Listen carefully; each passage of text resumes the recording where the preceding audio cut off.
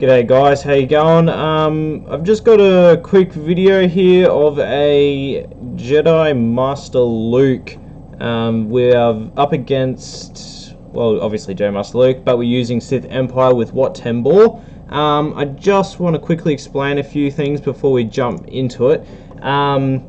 This works for a few reasons, and I'll explain them quickly right now. So, Darth Revan, his leadership ability gives plus 50% critical damage, which is helpful. You're going to see in these next few abilities I'm going to talk about is all about damage and offense.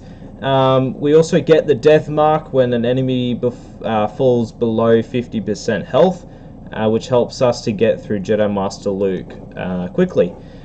His Conqueror ability comes in clutch, especially when there's Jedi Knight Luke there. He does his repulse ability. Usually you'd get stunned, but we're immune to stun and ability block in a sense that we just dispel it and gain ferocity. Now, ferocity, you might ask, is plus 8% offense per stack.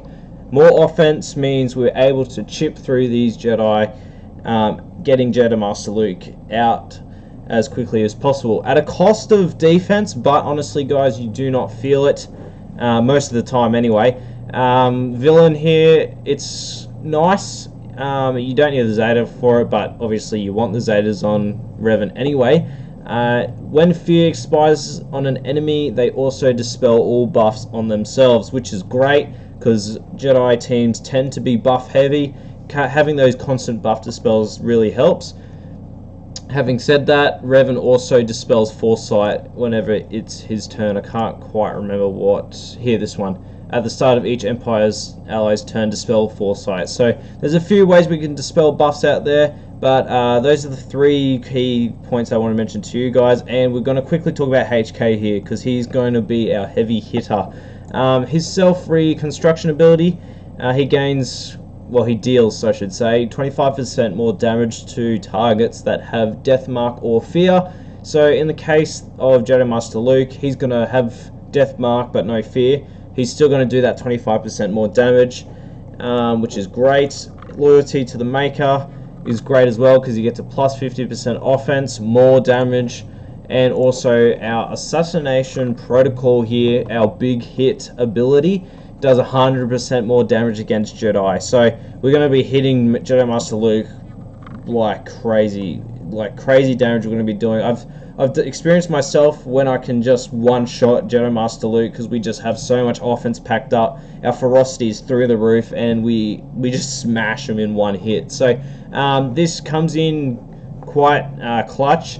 It's good when someone dies off, so this ability is reset. Comes in clutch, but also his Havoc ability does 20% more damage for each Jedi. So just another thing to keep in mind about how much damage is coming about. I've got the video here pre-recorded, and I'll talk along with you guys just to see how it goes.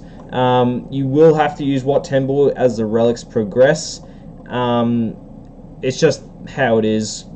Once Jedi Master Luke, I think, gets above Relic 7, you need WAT 10 ball because otherwise you're just going to get steamrolled and you're going to die before you get the chance to do anything. So, with a Relic 7 Jedi Master Luke, I was able to use full Sith Empire instead of what I had Sith Marauder, but it's a lot more. The battle's a lot more comfier if you do have WAT 10 ball there to pass the blast tech over to Revan. We're able to get the jump start, go straight after Jedi Master Luke, put the fear out there, and basically we have the battle under our control. You want your Revan to be pretty fast. I've got him at 348, I believe it is. Pretty good. You definitely could achieve this, I reckon, with maybe something a little bit slower. You just got to remember, you got to be able to outrun the rest of these Jedi. You want to go second in the battle. If you don't, it will be a little bit tricky. Gas is probably not a similar, in GAC you won't see a gas here. I was quickly talking about in the video how this Datacron will help you. If you mod Revan to be the weakest ally, you'll be able to jumpstart your team even better. You'll outrun Jedi Master Luke. Either case though, it does work. You probably won't need WAT 10 ball in that battle. we'll see. I didn't use the Datacron just so, because Datacrons obviously expire. So we're going to jump in now and see what happens. So the Jedi Master Luke is going to start with a Flux, get the ability blocks and Breach out there, but because Sith Empire we're immune to ability block, we cleanse it and change it into Ferocity. We want the Blast Tech on Revan obviously, and we get the Fear out there. Jedi Master Luke and Luke in general are immune to Fear, but that's okay. Get as much Fear out there, our Ferocity is building up, and we want to buff the spell here. Yep, the shocks are locked in there. We want to get rid of Revan so we don't have any Savior problems. That was Luke's Savior triggered right there. Keep shocking everyone. We got our first death mark throughout the grenades. Revan's gone. Yep, death mark. Keep hitting it. Hoda's almost out for the count. And yeah, we just keep chipping away at Jedi Master Luke here. Ability blocks are nice on Basila's basic. Keep chipping away slowly but surely. Alright, another round of Fear. That turn meter we're getting from that piece of tech is great. After every enemy, we're able to get that turn meter, which enables us to keep pumping out our turns. We just took out Gas and Hoda there, and we still got all 5 of our members here.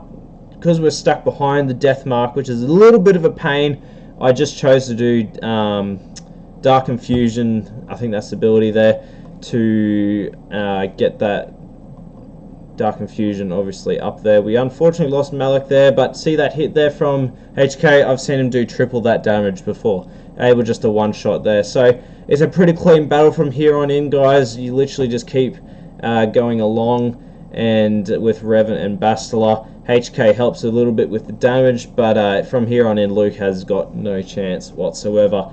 Anyways guys, this is pretty much the video, and I wanted you to, I don't know, see how it worked. There's quite a few teams that I have been releasing lately that require WAT 10 ball. I'll try my best to see if the teams I do release later don't require WAT 10 ball, but WAT 10 ball is so useful in so many situations. So anyways guys, I'm going to end the video there, and I hope to see you later. So have a good one guys, and yeah, alright, no worries.